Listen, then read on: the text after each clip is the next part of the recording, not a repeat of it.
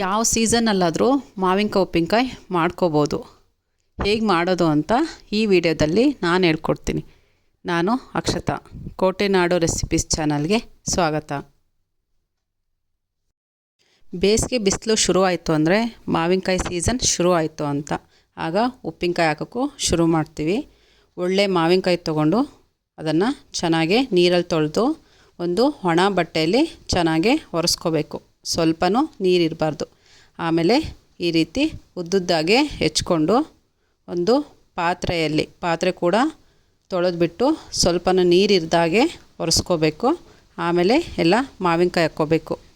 ನಂತರ ಮಾವಿನಕಾಯಿ ಹಾಕ್ಕೊಂಡು ಅದಕ್ಕೆ ಒಂದು ಹಿಡಿಯಷ್ಟು ಉಪ್ಪು ಹಾಕ್ಕೊಂಡು ಒಂದು ನೈಟು ನೆನೆಯೋದಕ್ಕೆ ಬಿಡೋಣ. ನಂತರ ತಿರುಗಿ ದಿನ ಬೆಳಗ್ಗೆ ಆ ನೀರನ್ನೆಲ್ಲ ಸೋಸ್ಕೊಂಡು ತೆಗೆದ್ಬಿಟ್ಟು ಆ ನೀರನ್ನು ಚೆಲ್ಲಬೇಡಿ, ಅದು ಮತ್ತೆ ಯೂಸ್ ಆಗುತ್ತೆ. ಸೋಸ್ಕೊಂಡಿರೋ ಮಾವಿನಕಾಯಿ ಇರುತ್ತಲ್ಲ ಅದನ್ನು ಬಿಸಿಲಿಗೆ 2 ದಿನ ಹಾಕಿ ಚೆನ್ನಾಗಿ ಒಣಗಿಸ್ಕೋಬೇಕು. ನಾವು 20 ಮಾವಿನಕಾಯಿ ತೊಗೊಂಡಿದ್ವಿ. ಅದರಲ್ಲಿ 10 ಮಾವಿನಕಾಯ್ದು ಉಪ್ಪಿನಕಾಯಿ ಹಾಕ್ತಾಯಿದ್ದೀವಿ. ಇನ್ನು 10 ಮಾವಿನಕಾಯಿನ ಒಂದು ಕವರಲ್ಲಿ ಹಾಕಿ ಫ್ರೀಝರಲ್ಲಿ ಸ್ಟೋರ್ ಮಾಡಿಡೋಣ.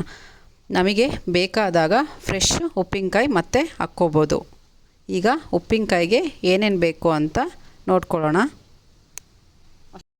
ಒಂದು ದೊಡ್ಡ ಕಪ್ಪಲ್ಲಿ ಬೆಳ್ಳುಳ್ಳಿ ತೊಗೊಂಡಿದ್ದೀವಿ. ಮತ್ತು 1 ಕಪ್ಪಲ್ಲಿ ಶೇಂಗಾ ಎಣ್ಣೆ ತೊಗೊಂಡು ಅದನ್ನು ಬಿಸಿ ಮಾಡ್ಕೊಂಬಿಟ್ಟು ಅದಕ್ಕೆ ಬೆಳ್ಳುಳ್ಳಿನ ಹಾಕ್ಕೋಬೇಕು.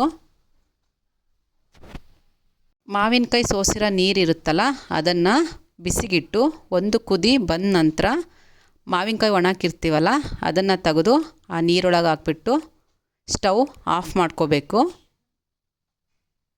ಇದು ಬಿಸಿ ಇದ್ದಾಗಲೇ 1 ಕಪ್ಪು ಸಾಸಿವೆಯನ್ನು ಮಿಕ್ಸಿಯಲ್ಲಿ ಪುಡಿ ಮಾಡಿಕೊಂಡು 1 ಕಪ್ಪು ಸಾಸಿವೆ ಪುಡಿ ಹಾಕಿ, ನಂತರ 1 ಕಪ್ಪು ಅಚ್ಚ ಪುಡಿ, ಖಾರ ಇರೋದಿಲ್ಲ ಅಲ್ಲ ಆ ಖಾರ ಪುಡಿ ಯೂಸ್ ಮಾಡಿ, ಕಲರು ಕೂಡ ಚೆನ್ನಾಗಿ ಬರುತ್ತೆ.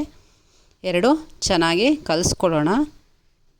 ಅದು ನೀರಾಗಿ ಅನಿಸುತ್ತೆ, ಆದರೆ ಮಾವಿನಕಾಯಿ ಆ ನೀರೆಲ್ಲ ಹೀರ್ಕೊಂಡ ಮೇಲೆ ಅದು ಗಟ್ಟಿಯಾಗುತ್ತೆ.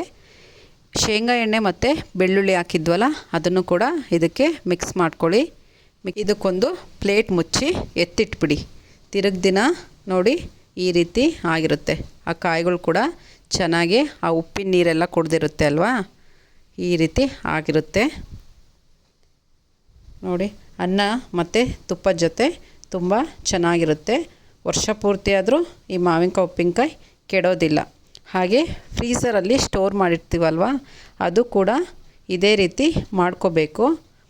ಹಾಗೆ ಮಾಡ್ಕೊಳ್ಳುವಾಗ ಮಾವಿನಕಾಯ್ದು ನೀರಿರುತ್ತಲ್ಲ ಅದು ಸಿಗೋದಿಲ್ಲ. ಅದ್ರ ಬದಲು ಮಾಮೂಲಿ ನೀರನ್ನೇ ಬಿಸಿ ಮಾಡಿ ಅದಕ್ಕೆ ಸ್ವಲ್ಪ ಉಪ್ಪು ಹಾಕ್ಕೊಂಡು ಈ ರೀತಿ ಕಲಿಸ್ಕೋಬೋದು.